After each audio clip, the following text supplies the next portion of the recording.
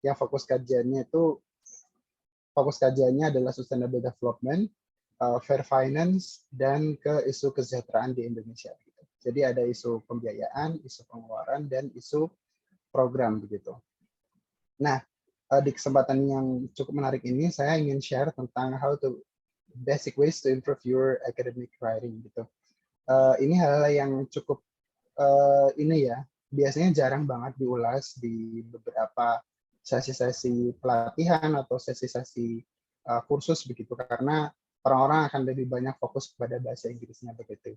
Tapi setelah kita berdiskusi panjang dan merefleksi pada proses kita selama kuliah kemarin, ternyata ada hal yang luput begitu, yakni ada perbedaan di mana academic writing yang ada di Indonesia dengan academic writing yang ada di luar negeri. Gitu.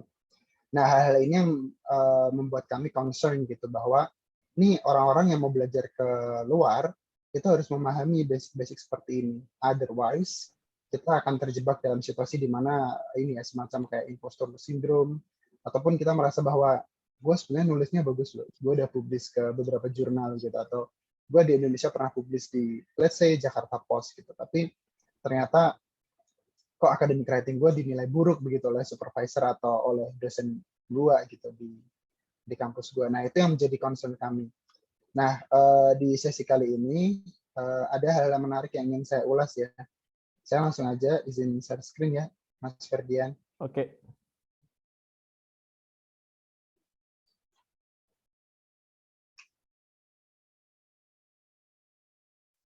Yap, ini tentu kerjasama antara Vinter dengan ISDEP. Saya sendiri juga ada di ISDEP. Sini semacam lembaga riset juga. Dan di sini kami bergerak di isu riset juga ya, isu kesejahteraan sosial, pembangunan, pembiayaan, dan isu SDGs.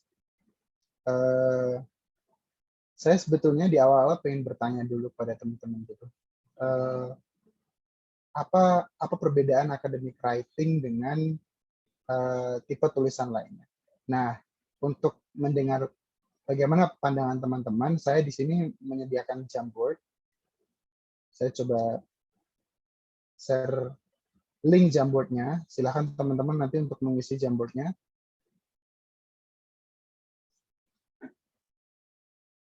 Yap, silakan klik di Jamboard tersebut. Terus nanti kita move ke Jamboardnya sebentar untuk melihat apa sih sebetulnya yang dipikiran teman-teman ketika mendengar academic writing begitu. Dan apa bedanya dengan model tulisan lainnya begitu. Sehingga membuat academic writing seolah-olah berbeda dan serius, perlu kita seriusi begitu. Silakan teman-teman jump up ke Jamboard.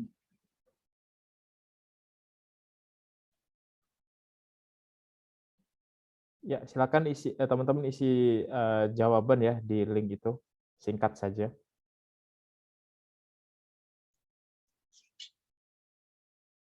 Wah, harus request ini ya. Sorry.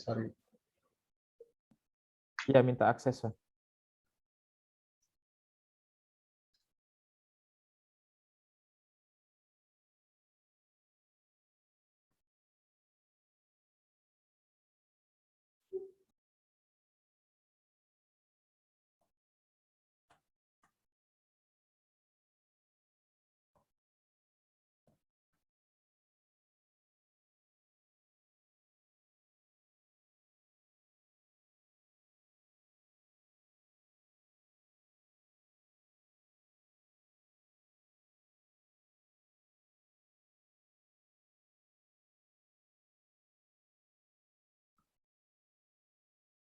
Udah ada yang jump in ke Jamboardnya? Saya masih lihat sih baru. Sudah diedit, Ton?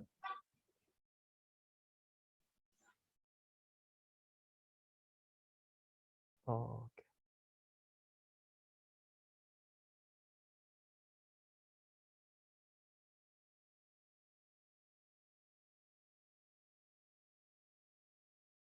Enggak sih. Ini kok di website gitu. Iya.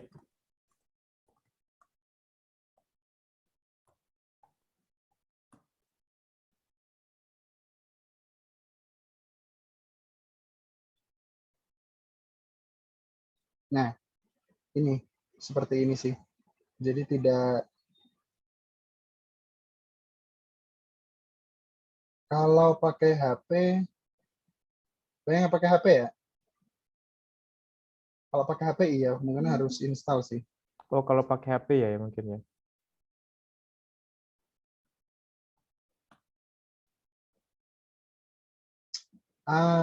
Oke. Karena pada pakai HP ya. Kita mau aja deh kalau gitu. Alternatifnya kita menggunakan Kata eh, chat. chat aja ya. Hmm. Oke, pakai chat aja deh kalau gitu. Silahkan, apa sih sebetulnya yang ada di pikiran teman-teman ketika mendengar academic writing? Dan apa bedanya academic writing dengan tipe tulisan lainnya? Ya. Boleh di chat atau boleh langsung ngomong juga bisa ya, teman-teman. Yep.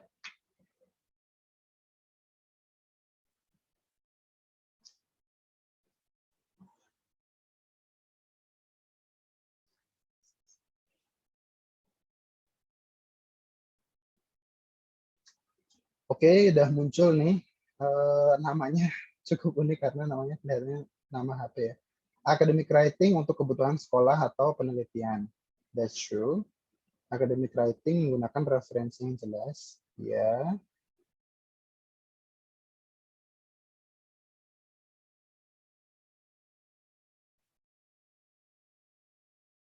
Ada lagi? Academic writing, vocabnya juga vocab akademik. Yep, atau vocab formal.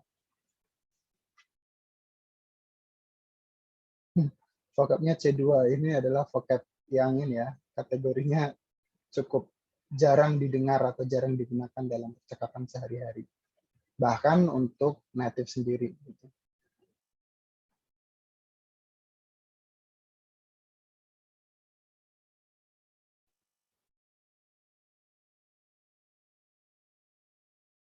Yep, Ada vocabnya ada yang spesifik. ngechat pribadi nih. Aku kirim ke situ aja. Oke, yang Penulisan malu dalam academic writing harus coherence. Ya,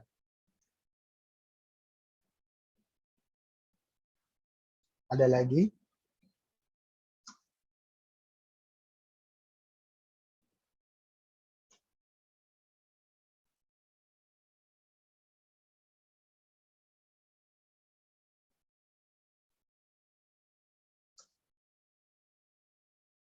Kita cukupkan ya. Academic writing topiknya ilmiah. Ya, di chat kita melihat ada beberapa hal yang sebenarnya sudah relevan dengan definisi dari academic writing gitu. So far academic writing itu tentu kebutuhan sekolah ya, terutama untuk level bachelor sampai PhD bahkan sampai postdoktoral gitu, dan kegiatan akademik lainnya seperti penelitian. Dan academic writing itu jelas ya menggunakan referensi, kita mengacu karena akademik itu sifatnya tidak hanya asumsi pribadi tapi juga dibuktikan gitu. Jadi kita runut dalam berpikir, runut secara keilmuan gitu. Jadi kita mengikuti track perdebatan katakanlah dalam suatu keilmuan. Terus academic writing menggunakan vocab yang akademik atau formal atau vocabnya C2.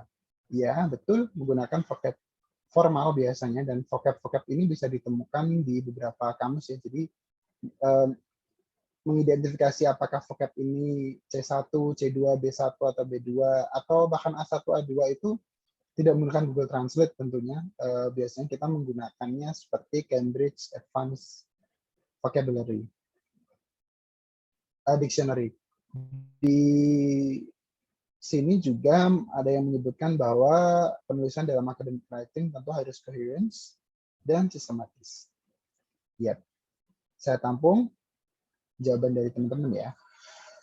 Tapi at glance academic writing seperti itu. Ada perbedaan di mana secara struktur, secara penggunaan, pengguna ya, user maupun yang membuat, peruntukan, lalu juga dalam hal vocabulary itu cukup berbeda dengan tulisan-tulisan yang pada umumnya kita temukan di media massa ataupun di tulisan-tulisan seperti email ataupun opini-opini yang lain.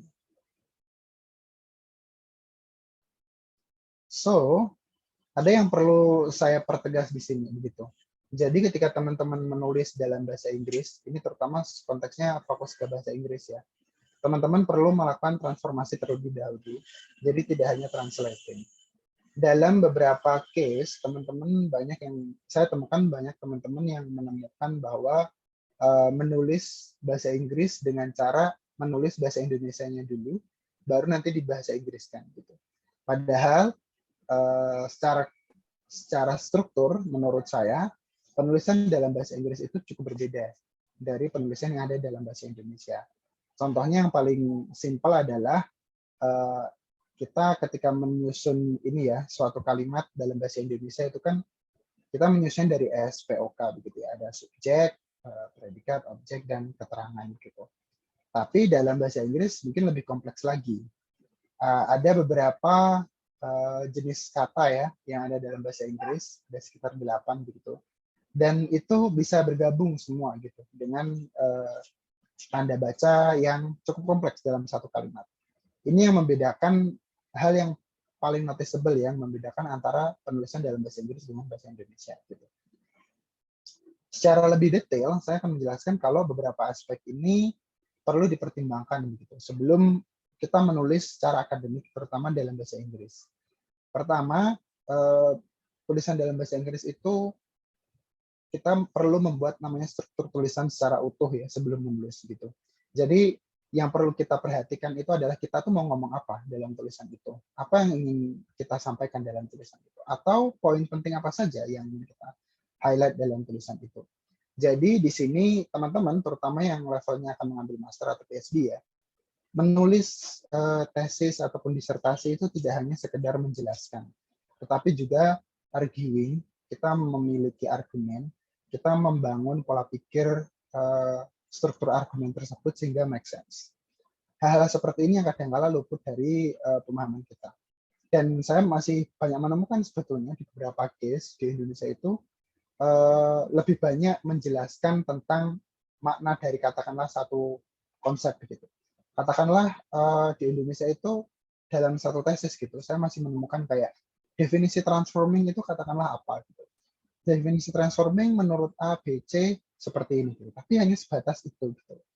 Nah, yang perlu didorong lagi ketika kita menulis dalam bahasa Inggris itu lebih kepada menjelaskan kenapa kita menjelaskan transforming, apa hubungannya definisi transforming yang sudah dijelaskan oleh beberapa ahli dengan argumen yang ingin kita bangun. Jadi lebih kepada aspek why dan aspek how it relates to our focus dalam sebuah tulisan tersebut. Nah, di sini ketika kita membuat struktur tulisan, kita perlu membuat fase di mana itu adalah brainstorming.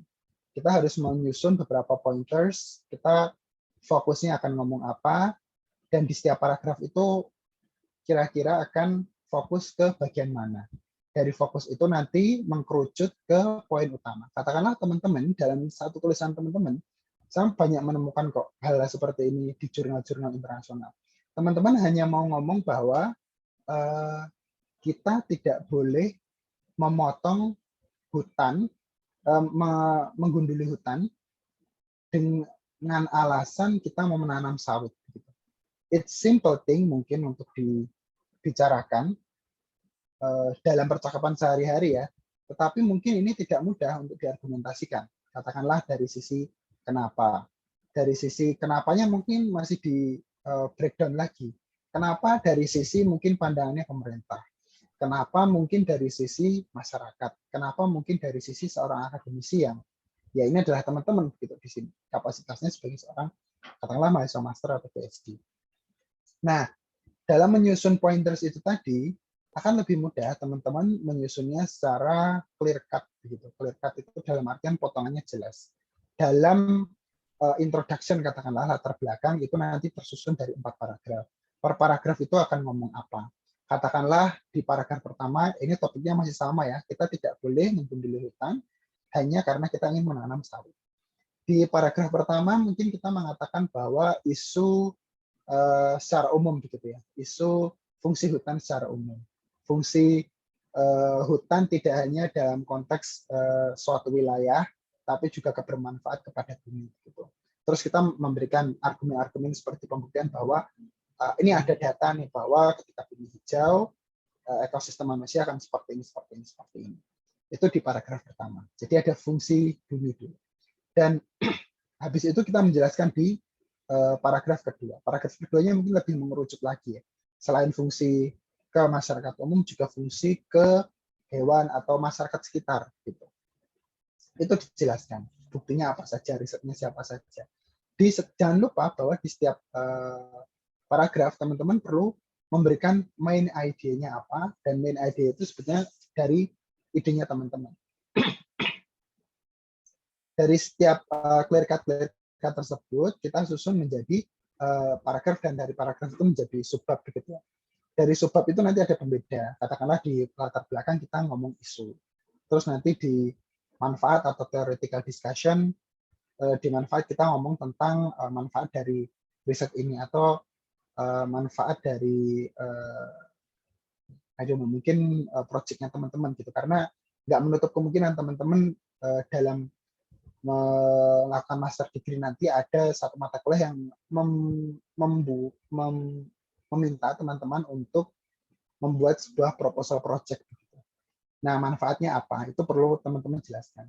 Jadi yang menjadi penting di sini itu adalah tidak hanya tentang isu ini penting. Jadi kalau di beberapa tulisan bahasa Indonesia itu saya melihat hanya sebatas pada hey, isu ini penting begitu. Terus dijelaskan pentingnya kenapa. Tapi kalau di beberapa tulisan bahasa Inggris itu lebih kepada iya, tulisan ini penting, perlu saya angkat, dan ketika saya angkat, saya harus menggunakan pendekatan ini.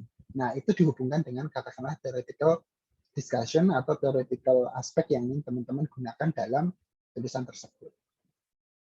Nah, ini tidak memerlukan waktu yang cukup singkat ya. Ini perlu days mungkin ya. Jadi bisa 2, 3 hari, 4 hari bahkan.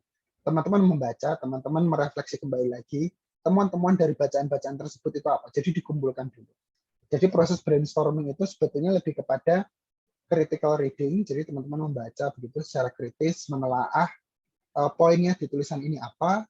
Terus dari tulisan tersebut kita menemukan argumen penulisnya. Jadi kita poin penting itu adalah menemukan argumen utama dari penulis yang kita baca itu apa. Terus kita coba refleksikan, ini relevan nggak dengan argumen yang ingin saya sampaikan. Kayak argumen seperti tadi ya, tidak boleh memotong menggunduli hutan karena alasan kita ingin menanam sawit. Nah, tentu argumentasi tersebut perlu didukung oleh referensi-referensi ya. Saya perlu menekankan bahwa mengikuti argumentasi peneliti sebelumnya atau menyadur ya, dalam bahasa Indonesia itu, menyadur referensi-referensi keilmuan yang dalam satu katakanlah track fokusnya teman-teman, itu tidak hanya sebatas untuk mengatakan bahwa konsep ini definisinya seperti ini, konsep ini definisinya seperti ini. Itu tidak hanya sebatas menjelaskan gitu. Tapi juga perlu critical review di situ. Beberapa tulisan yang baik yang saya lihat memiliki margin yang cukup bagus ya di penilaian itu adalah paragraf yang bisa mengutip katakanlah perspektifnya ahli, temuan penelitian sebelumnya, terus dikelaskan gitu. Jadi dibenturkan dengan temuan katakanlah ahli yang lain gitu. Oh, ternyata fungsi bumi itu secara umum memang seperti ini gitu. Tapi memang fungsi bumi ini tidak bisa kita tolak secara terus-menerus karena alasan peningkatan jumlah penduduk gitu. Jadi kebutuhannya makin. Nah, ini kan ada clash begitu. Ada faktor-faktor yang membuat tidak hanya argumen satu penulis, satu ahli sebelumnya itu benar gitu. Nah, ini juga tentu untuk positioning. Yang menjadi poin penting adalah ketika kita menulis itu adalah kita mengikuti positioning keilmuan kita. Jadi kalau teman-teman katakanlah belajar ilmu politik gitu, dan sedang ngomong tentang political behavior selama pemilu gitu. Nah, tracknya dalam perdebatan keilmuan tersebut itu apa? Itu yang perlu teman-teman ikuti dan perlu teman-teman masukkan dalam tulisan teman-teman. Ini bisa di latar belakang, theoretical discussion, atau di temannya teman-teman. Hal-hal seperti ini yang kadang-kala nggak ditulis begitu dalam academic writing tugas terutamanya. Akhirnya kayak beberapa supervisor atau dosen itu mengatakan bahwa tulisan ini kurang gitu secara motivasinya gitu untuk mengulas suatu isu yang diangkat dalam tulisan. Itu yang menjadi titik lemah sih sebetulnya yang saya lihat beberapa teman-teman Indonesia keluhkan gitu. Selanjutnya,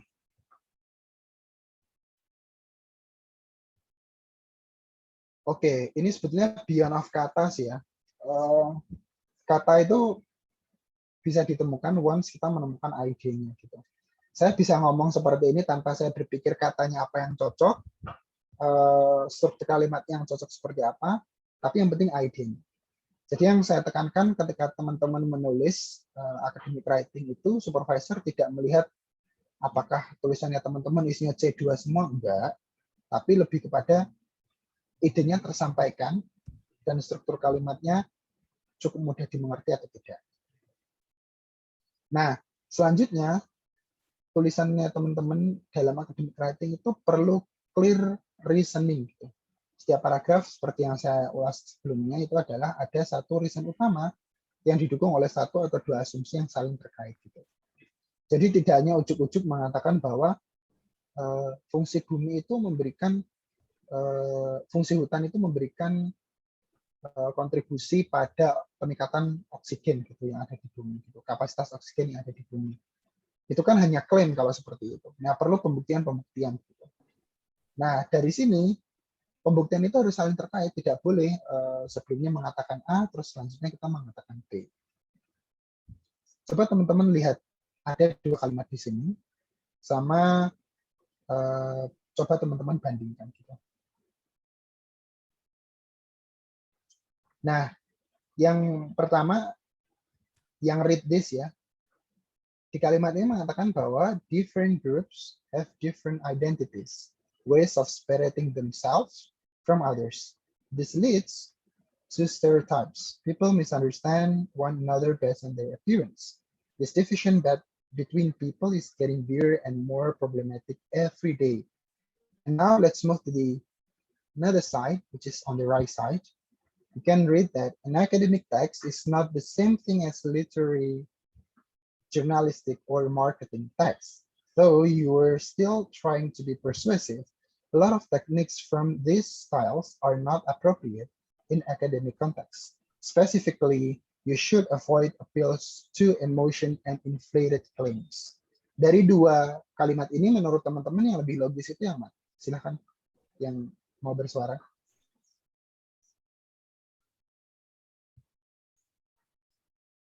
Anyone?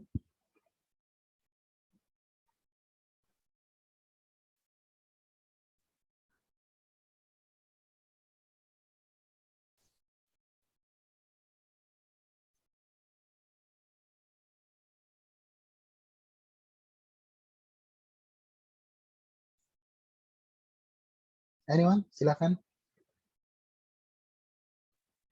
Dari dua kalimat ini, kira-kira yang make sense yang mana?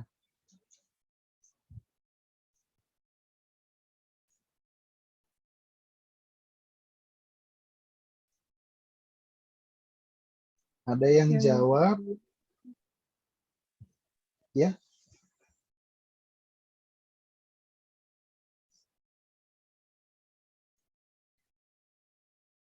Ada yang jawab different, ada yang jawab yang this one. Kayak yang mana kira-kira?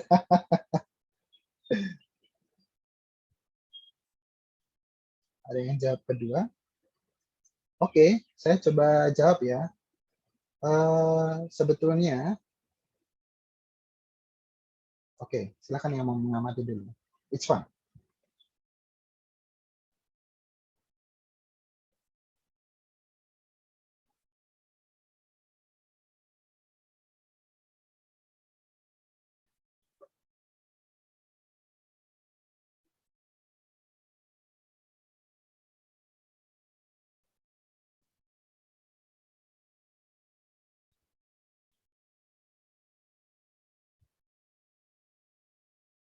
Oke.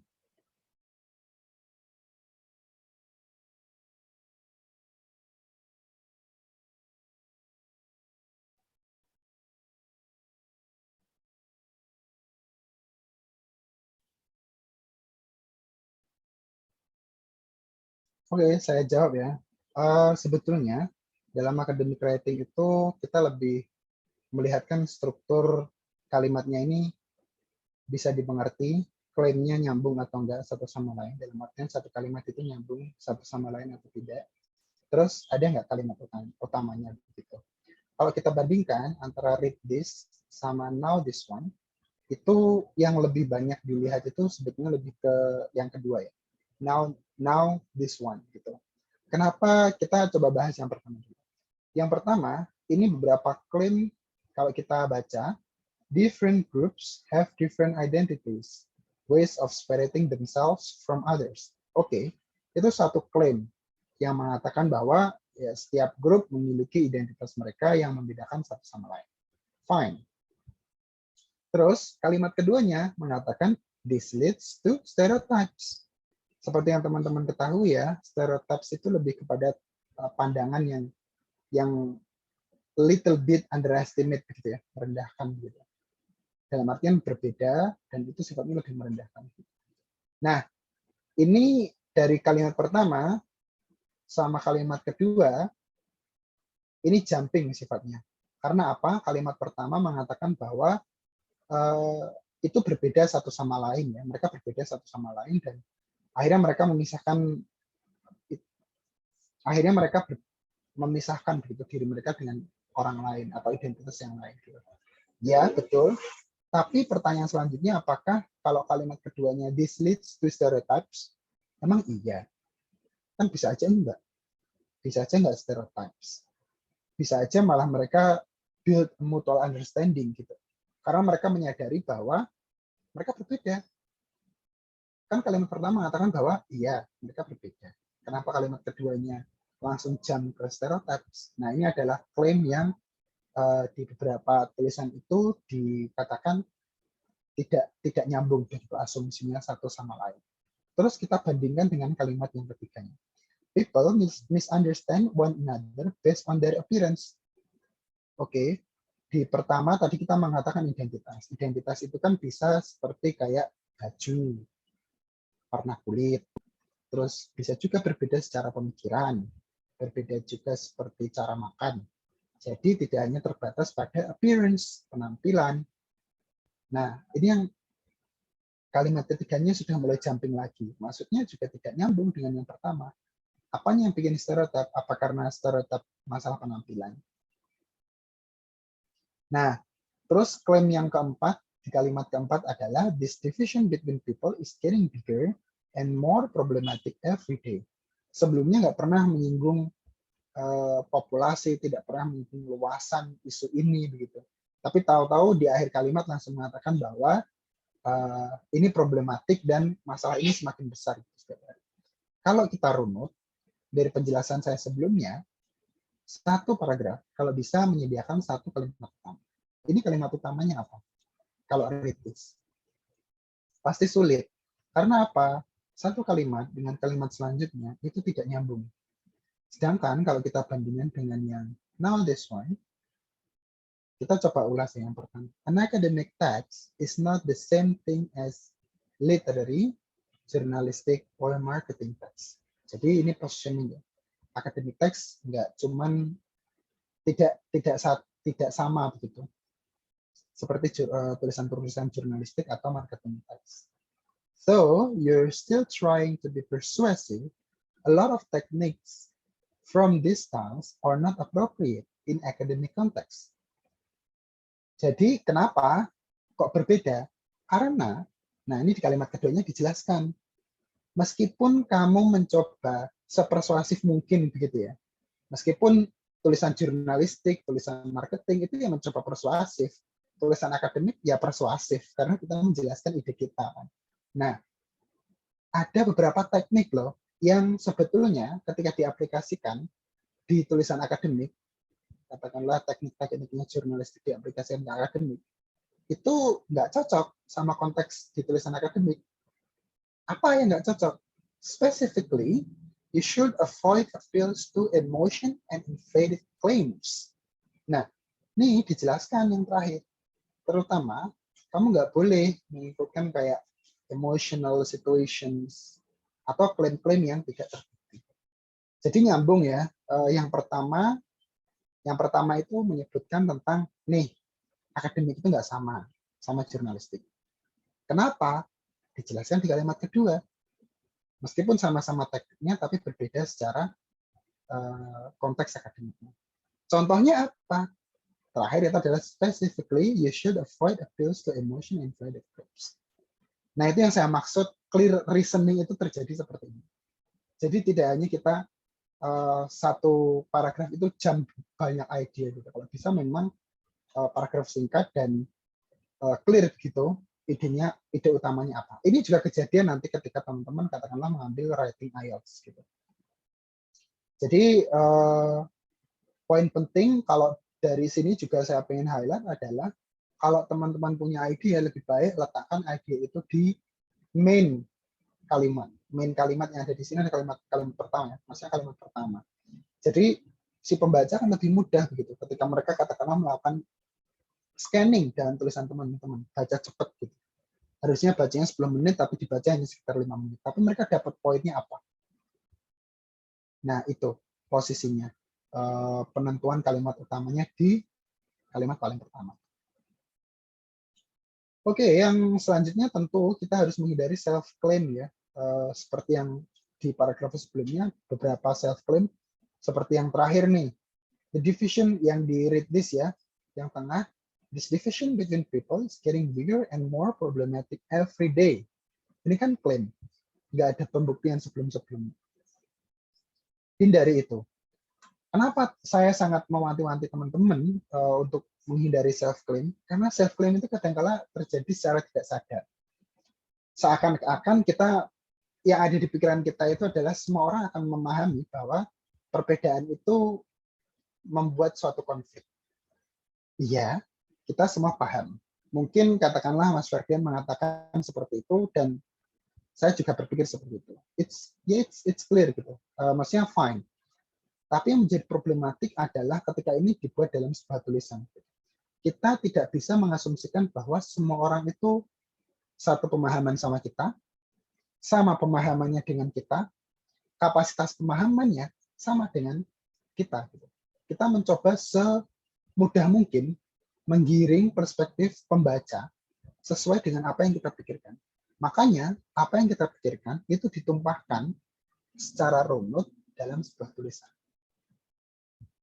Jadi, itu yang menjadi kadangkala yang menjadi ini ya, menjadikan sebuah tulisan itu akhirnya jumping-jumping. Maksudnya jumping-jumping itu loncat-loncat. Seperti yang di read this nih, lompat-lompat. Bisa saja asumsinya bahwa ya kan semua orang sudah paham bahwa perbedaan membuat stereotypes. To some extent, maybe yes, but for some people that neglect your idea, maybe no. Nah, untuk menghindari self-claim itu adalah pertama, jangan berpikir bahwa semua orang satu pemahaman, satu kapasitas, atau sama memiliki pandangan yang sama seperti yang kita miliki. Yang kedua, pertimbangkan apakah argumen ini akan mengundang perdebatan bagi pembaca. Katakanlah di kalimat pertama, different groups have different identities, ways of separating themselves from others.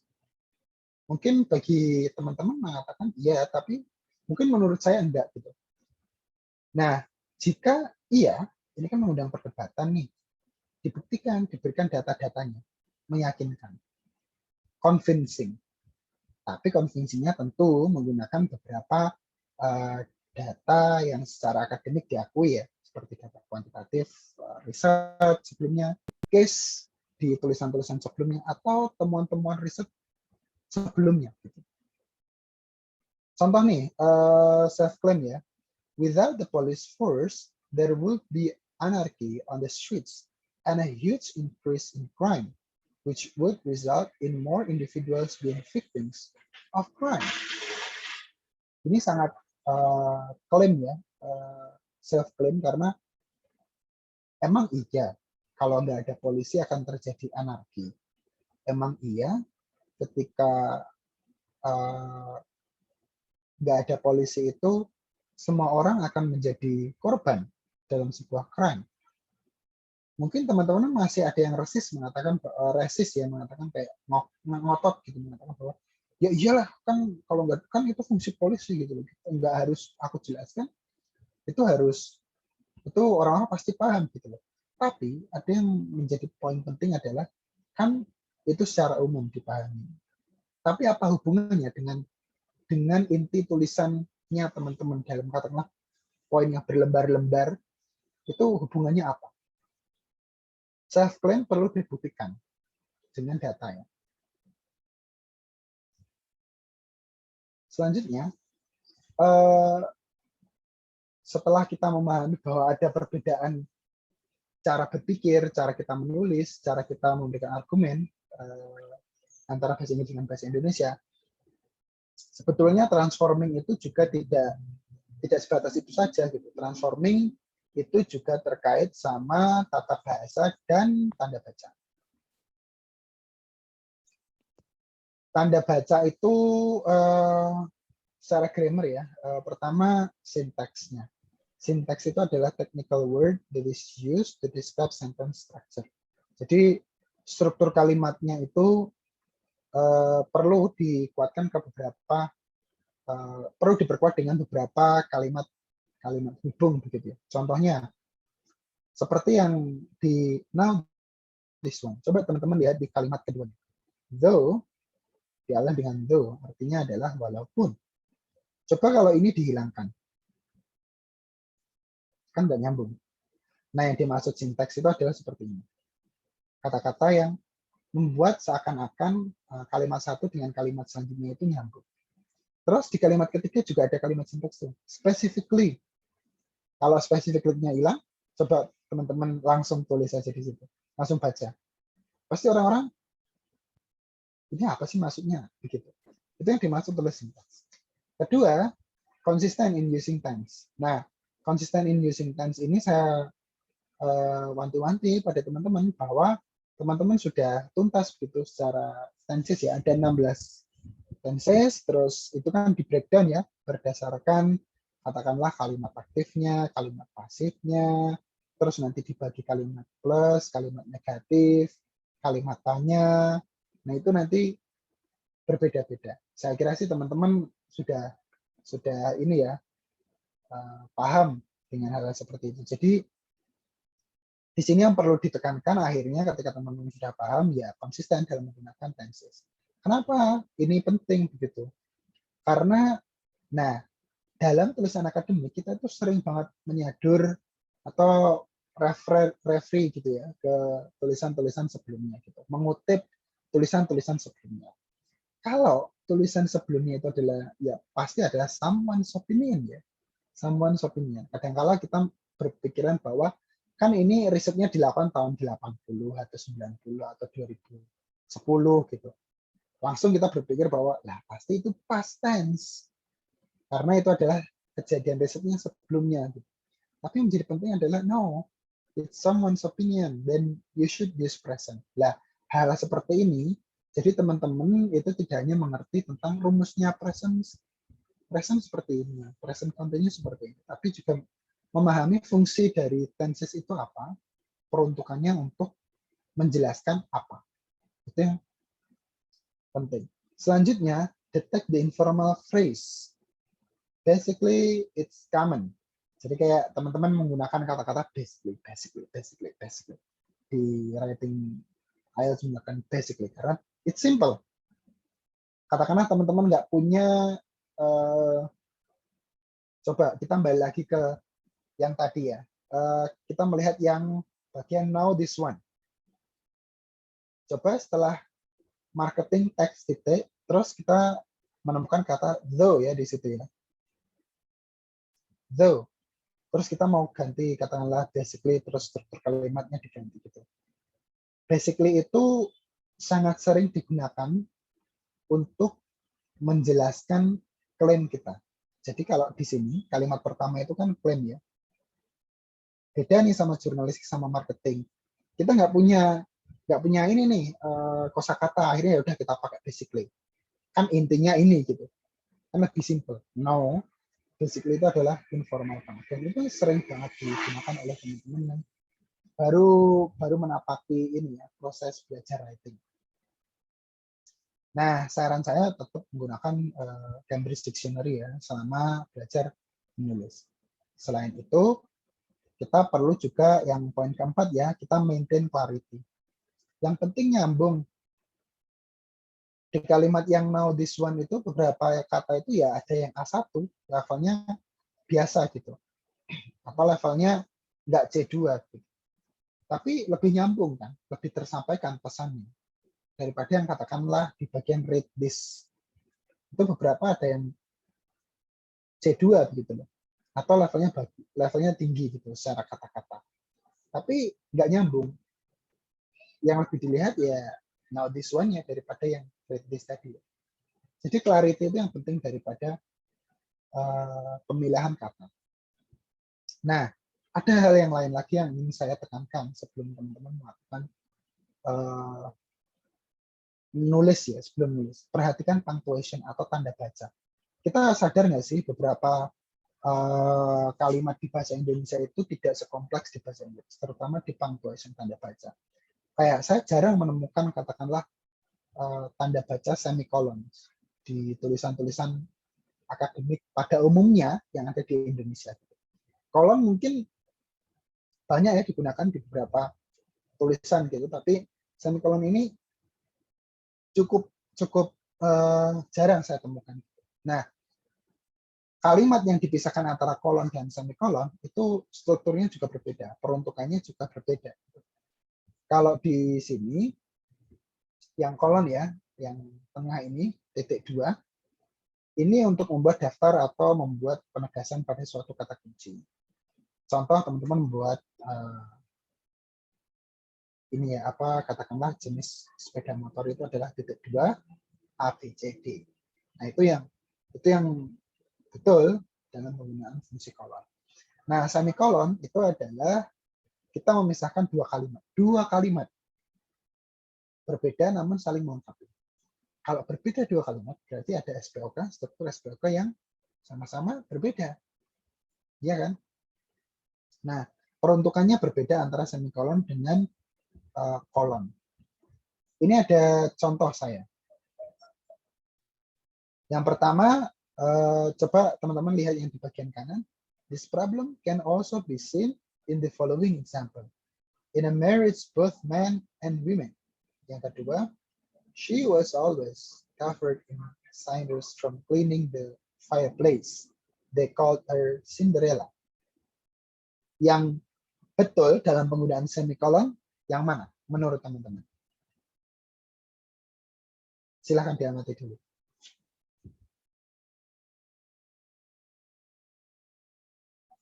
Oke, ada yang jawab nomor 2. Oke, that's great. Ya, yang kedua. Betul, yang kedua. Karena kalimat yang pertama itu sebetulnya tidak bisa menggunakan semikolon gitu. Ini nanti menggunakan kolon, terus setelah diman, terus nanti ada koma, apalagi. Karena itu adalah example. Dan yang kedua itu adalah dua struktur kalimat yang berbeda gitu. Yang pertama, she was always covered, bla bla bla bla. Yang kedua adalah they called her Cinderella. Oke, Mbak Novel. Nah, ini peruntukan yang berbeda gitu. Ini salah satu contoh ya, punctuation yang saya jarang temukan di bahasa Indonesia gitu. Tapi ini banyak banget digunakan dalam bahasa Inggris yang kadang-kala saya juga awal-awal masih pusing banget. Ini fungsinya apa dan membedakannya gimana ketika saya aplikasikan di paper seperti apa. Ada satu lagi, ini salah satu contoh sih ya. Tanda baca dash, yaitu strip gitu ya. Tapi ini adalah double hyphen. Hyphen itu adalah strip. Kalau teman-teman lihat di keyboard itu kan ada strip begitu ya. Nah, ini ada double strip, double hyphen. Double hyphen itu saya juga jarang ya, secara personal jarang menemukan di tulisan-tulisan di bahasa Indonesia gitu. Nggak tahu kalau teman-teman ya. Tapi menurut saya jarang banget ini digunakan di bahasa Indonesia. Dan ini banyak banget digunakan dalam bahasa Inggris. Gitu. Fungsinya apa sih double hyphen itu? Double hyphen itu digunakan untuk memisahkan antara kalimat utama dengan kalimat penjelas. Contoh, even Cinderella's stepsisters, hyphen, who were not nearly as lovely as virtuous as Cinderella, hyphen, were allowed to go to the ball. Ini sebenarnya ada dua hyphen yang pertama. Yang pertama, even Cinderella stepsisters. Jadi ketika teman-teman melihat ada double hyphen seperti ini, terus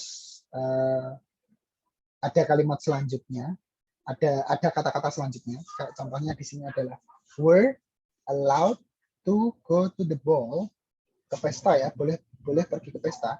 Yang perlu teman-teman fokuskan itu adalah yang kedua, ya kalimat penjelasnya, bukan kalimat utamanya. Kalimat utamanya adalah even Cinderella stepsister. Kalimat penjelasnya, who were not nearly as lovely as Cinderella. Yang teman-teman fokuskan mungkin lebih ke keduanya ini ya, yang nggak dekat. Nah ini yang teknik juga yang bisa teman-teman gunakan ketika reading gitu. Jadi yang dilihat lebih kan yang di tengah gitu, daripada yang pertama. Itu fungsi hyphen untuk memisahkan antara kalimat utama dan kalimat penjelas. Tapi ada juga fungsi hyphen yang lain untuk meng-highlight poin utama di akhir kalimat. Yang pertama itu tidak ini ya, tidak seperti itu. Jadi yang penting itu adalah even Cinderella stepsister, bukan yang di tengah ini. Sorry, salah penjelasannya. Itu digunakan untuk yang kedua. Yang kedua, coba teman-teman baca. Childhood obesity has become a grave concern in many parts of the world, particularly during the last 2 decades. Jadi, poin utamanya itu adalah particularly during last 2 decades. Jadi yang teman-teman lihat itu adalah ini. Isunya mungkin ini, tapi yang ditekankan oleh penulis biasanya adalah yang kedua ini. Particularly during the last 2 decades. Oke, itu adalah 2 contoh punctuation, tapi banyak sekali punctuation yang jarang kita gunakan dalam bahasa Indonesia, tapi kita banyak gunakan di bahasa Inggris. Dan itu perlu familiarisasi, dalam artian teman-teman perlu menggali lebih dalam. Oke, poin pesan saya yang utama itu adalah do not write so that you can be understood, write so that you cannot be misunderstood.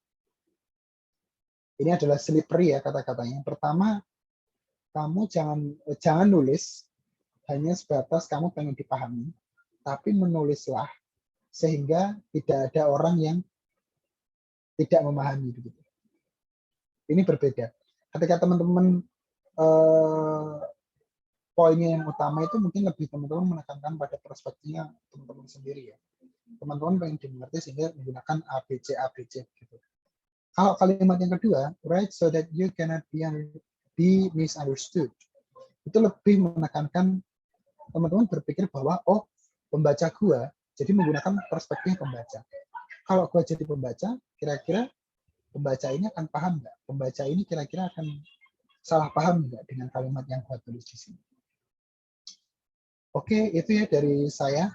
Terima kasih. Saya kembalikan lagi kepada Mas Ferdian. Alright, terima kasih Mas Awan. Saya pikir itu tadi bukan hanya basic ya, itu sudah advance daripada basic, dan itu mungkin hal-hal yang sangat perlu diperhatikan oleh para penulis akademik, dan juga karena saya merasakan sendiri ketika saya menulis disertasi ketika saya menyelesaikan master, itu juga yang dikomplain adalah hal-hal yang dijelaskan oleh Mas Awan tadi.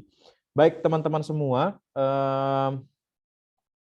silakan bagi teman-teman yang ingin bertanya boleh langsung raise hand, atau boleh langsung ngomong ataupun chat di kolom chat ya. Teman-teman silakan, saya buka 2 penanya terlebih dahulu.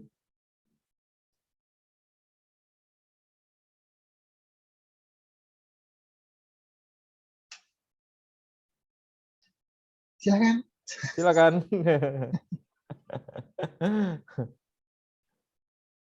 Alright.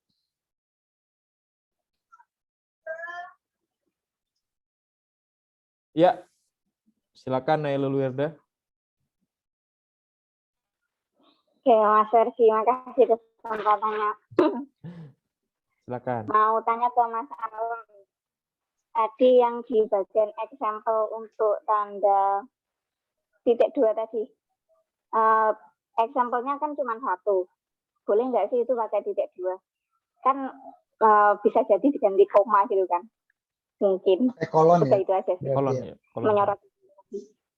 Pakai kolon ya berarti ya. Iya, boleh.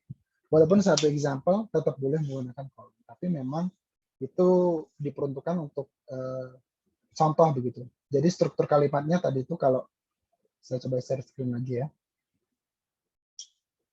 Kalau kita melihat sebetulnya menjadi poin penting itu juga ke ini ya. Yang dilihat itu adalah struktur kalimatnya. Di struktur yang kedua itu ada subjek, ada verb, ada objeknya. Sedangkan yang di pertama subjeknya siapa? Nah, makanya di sini kita menggunakan kolon. Meskipun ini adalah example-nya cuma satu.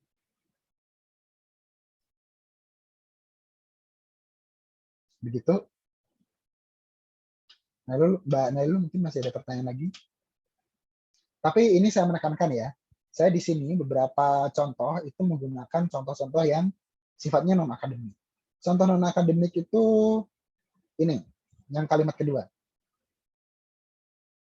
She was always covered in cinders from cleaning. Nah, terus yang di sini keduanya adalah they. Kita tidak boleh sih menggunakan kata ganti seseorang seperti ini. Gitu. Ini dalam tulisan akademik ya, yang jurnal atau tugas mata kuliah gitu. Tapi lebih kepada tulisan-tulisan informal seperti kayak novel, mungkin buku gitu.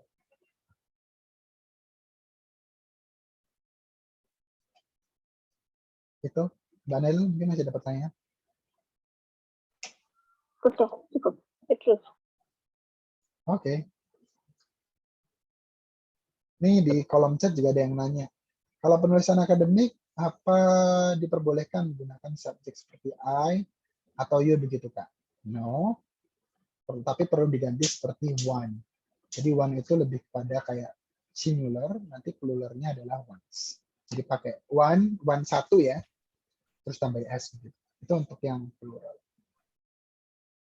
Fungsinya apa? Karena kalau merujuk ini juga perdebatan ya di akademik gitu.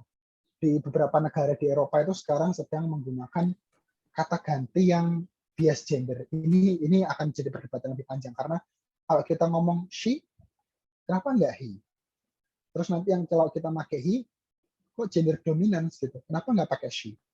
Nah itu yang menjadi di beberapa negara seperti yang di Swedia itu, mereka sekarang mengganti katakanlah once atau they, bahkan sekarang menemukan satu kata lagi gitu yang khusus academic writing gitu, saya lupa ada satu kata itu untuk menghentikan kalau katakanlah kita mau menggunakan kata mereka gitu dalam academic writing.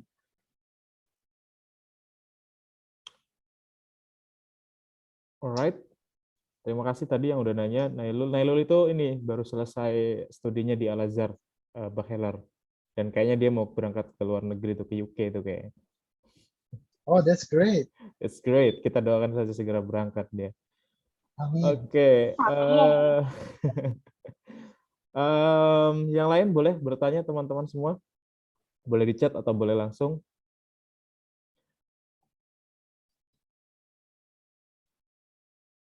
Ini ada Wan. Di kolom nih, apa saja kendala serta perbedaannya saat menulis akademik di LN dan Indonesia?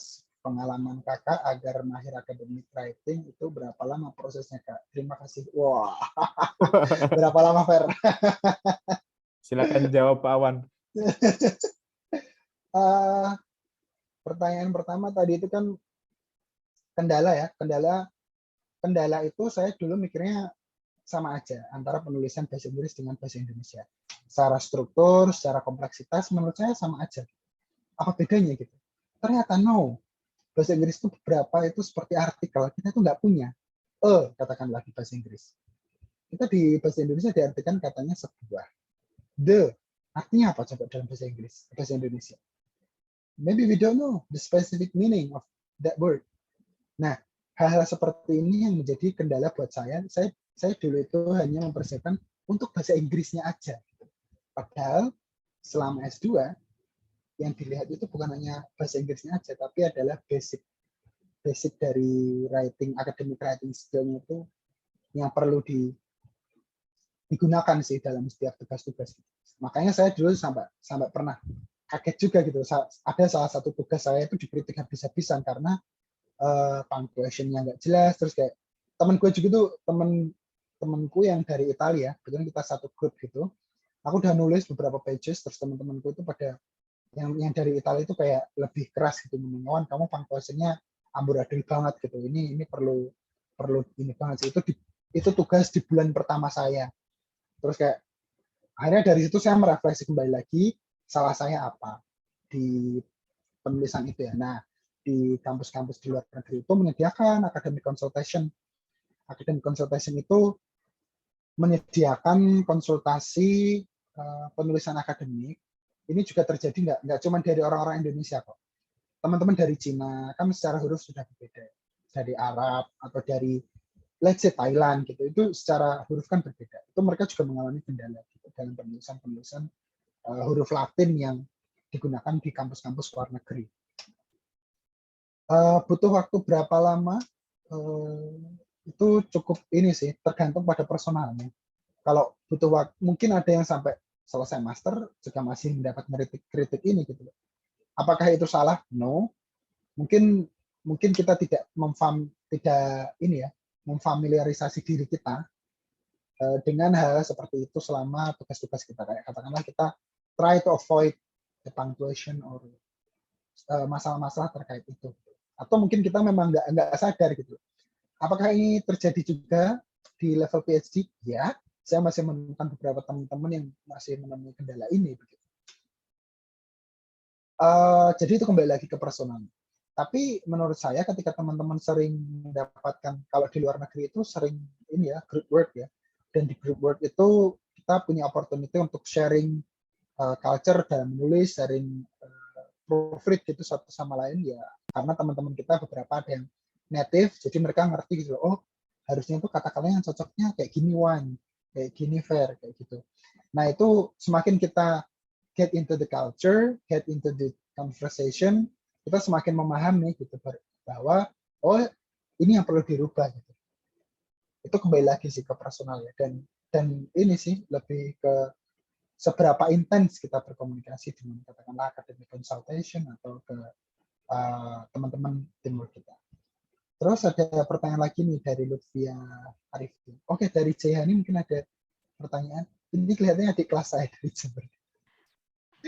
Ya Kak, mohon maaf izin off cam. Gini Kak, kadang itu kalau misalnya bingungnya ya, kita harus belajar academic writing dulu atau speaking Kak. Kadang kan kayak ada salah kaprah gitu loh bilang, kenapa kamu belajar academic writing? Kenapa nggak speaking dulu? Ada yang bilang, kok speaking dulu sih? Kenapa nggak academic writing dulu? Kayak gitu, jadi kayak bingung gitu harus mana yang kita duluin atau kita harus belajar bersamaan kayak gitu. Makasih Kak. Oke, menjawab pertanyaan itu ya. Jadi ini kita refleksi ke tes IELTS ya. Tes IELTS itu kan ada 4. Ada listening, ada reading, ada speaking, dan ada writing.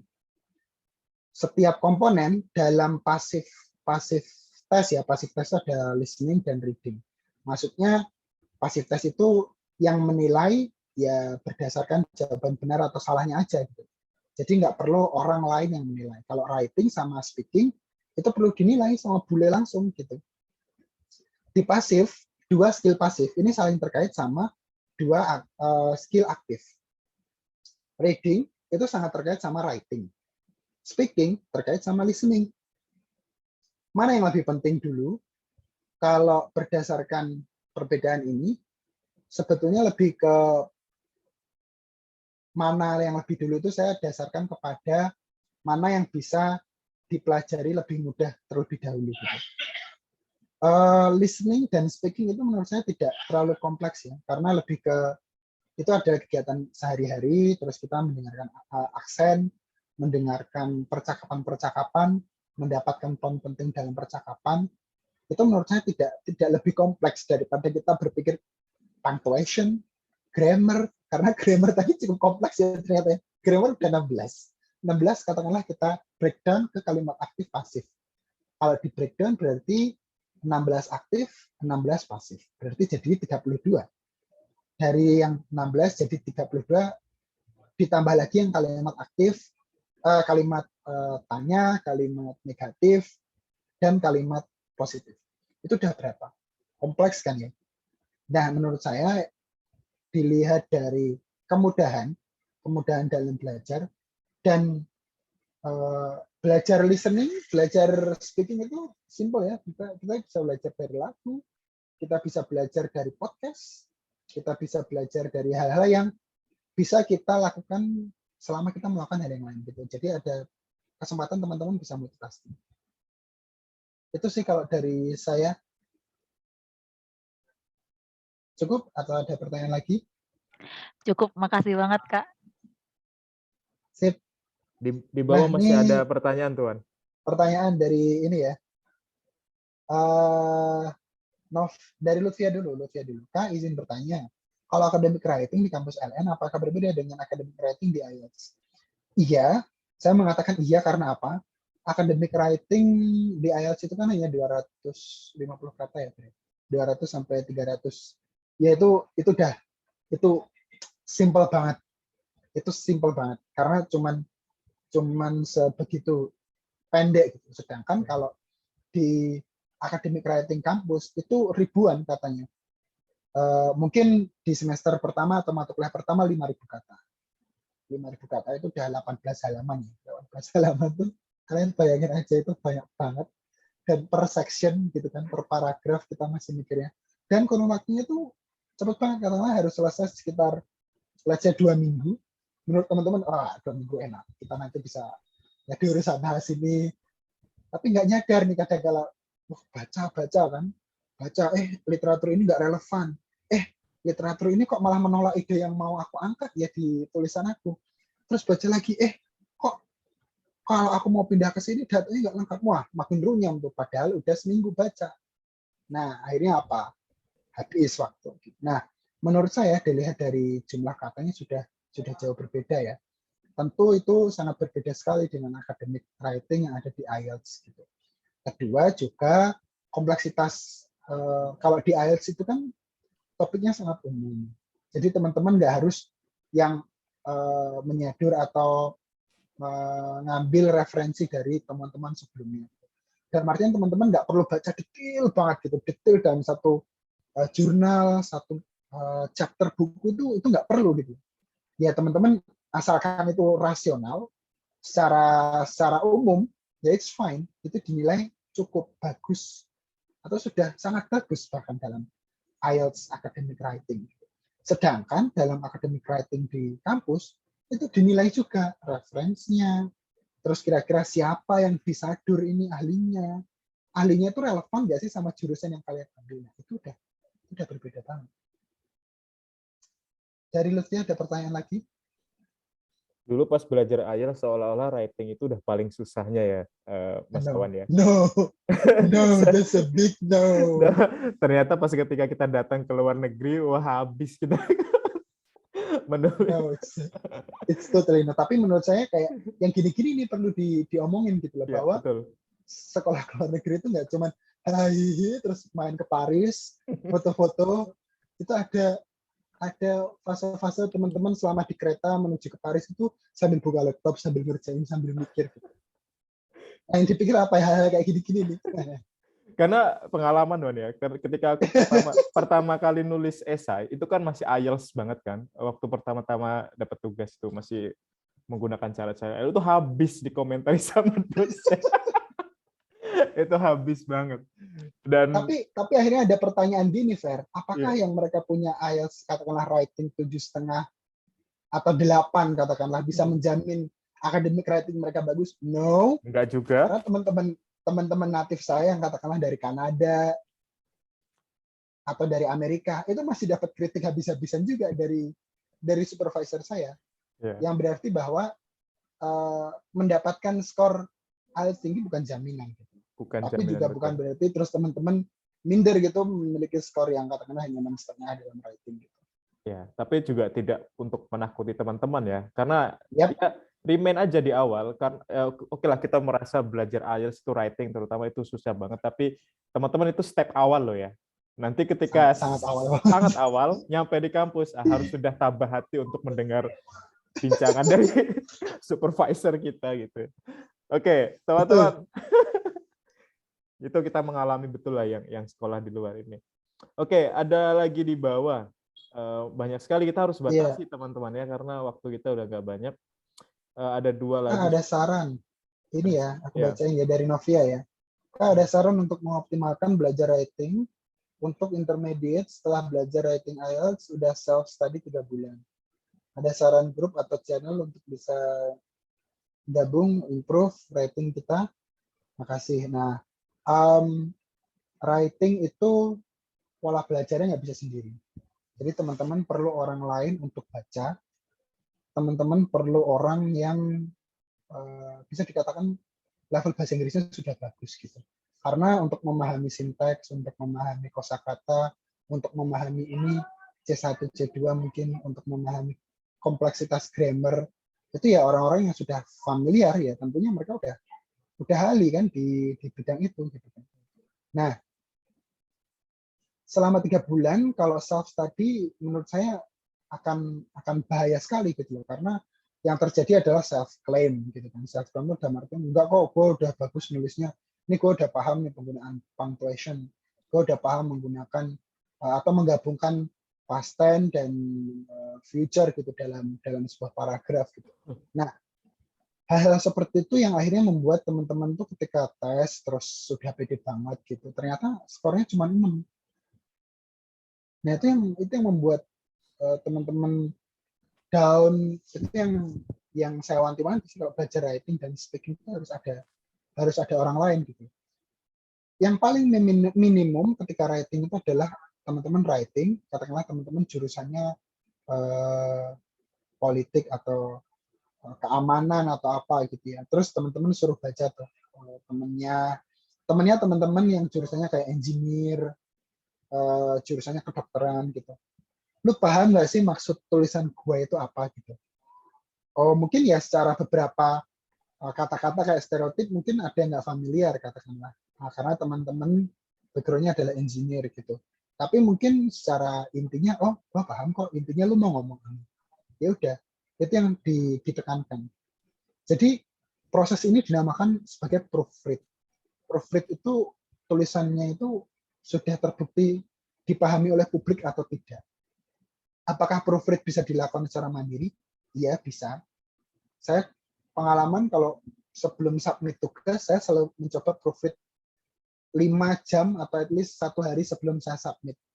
Itu at least ada proofread, oh ternyata ini nggak cocok deh kelihatannya ide ini. Nah, hal seperti itu yang perlu teman-teman biasakan ketika belajar writing. Jadi mencoba untuk mendengarkan kritik, mencoba untuk menerima kritik, mencoba untuk menegosiasikan kritik. Itu sih kalau dari saya.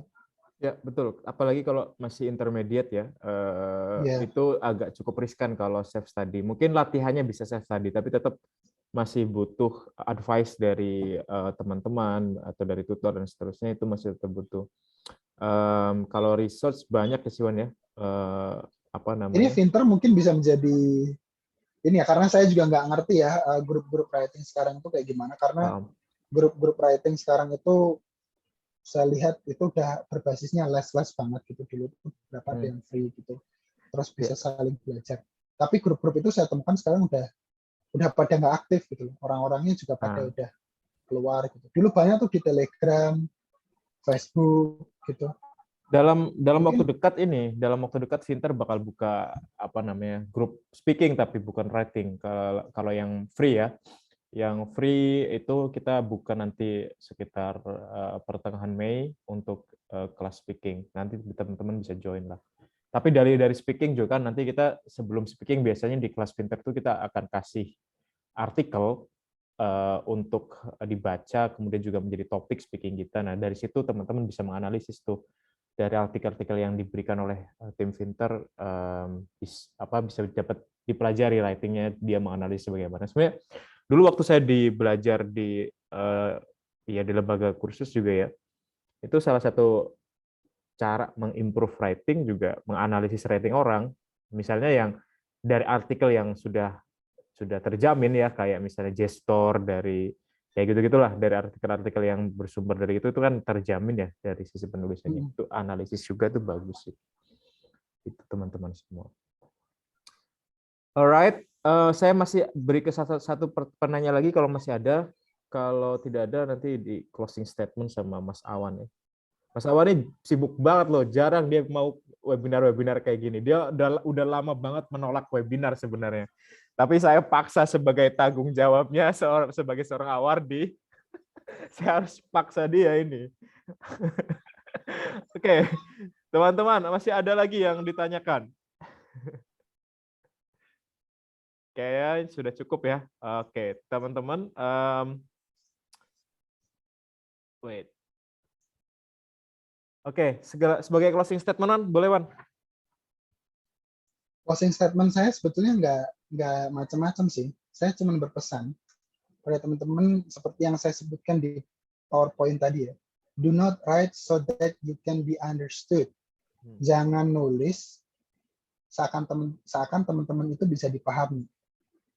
Write so that you cannot be misunderstood. Menulislah sehingga teman-teman tidak dipahami. Berbeda ya. Selalu menggunakan perspektifnya pembaca sebelum menggunakan perspektifnya cara pandangnya sendiri ketika melakukan proofread. Ini terutama dalam proofread dan final dalam menulisnya.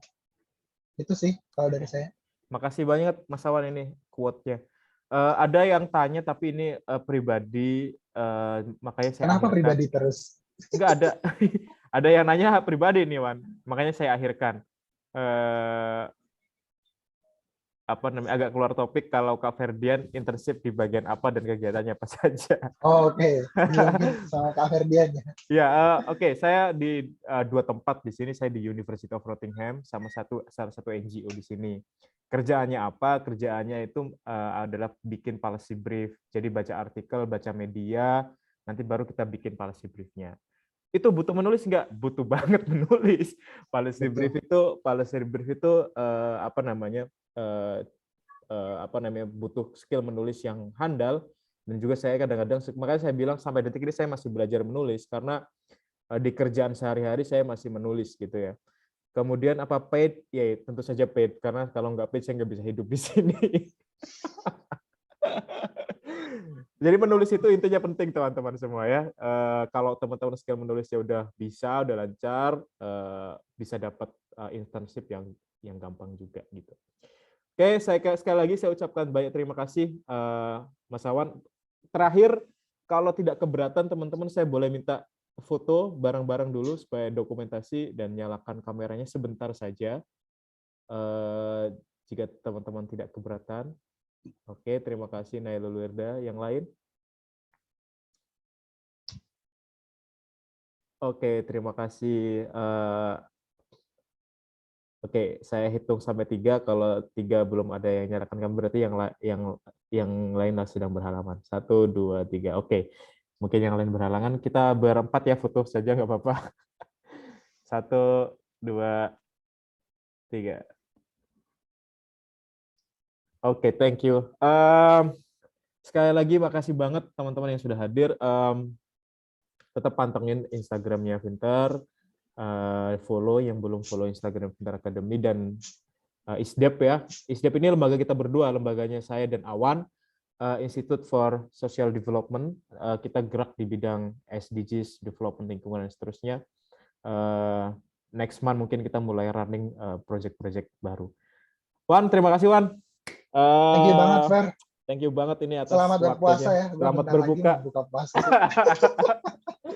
Itu aja ya teman-teman. Bye. Assalamualaikum Yo, warahmatullahi wabarakatuh. Thank you, Waalaikumsalam Kak. warahmatullahi wabarakatuh. Alright.